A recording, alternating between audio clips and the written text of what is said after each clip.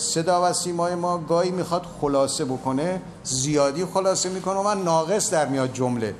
من در اون سخنرانی گفتم که اگر تمدید آیسا آمریکایی‌ها اون رو بلا اثر نکنند، این نقض فاحش برجام. این نقض فاحش برجام میذاره. اون قسمت اولی که گفتم صدا و سیما معمولا چون میخواد خلاصه کنه وقت شنونده ها میخواد تلف نشه، البته اون تکه اول حذف میکنه. ببینید بعضیا شب که میخوابن منتظرن که صبح برجام به هم بخوره. خب چرا؟ برای چی این خوابا رو میبینن؟ چه خاصیت داره این خوابا؟ هر شب یک مقاله یه چیزی می‌نویسن که برجام اینجوری شد، برجام نمیمونه، برجام شل شده پایش، ضعیف شده پایش.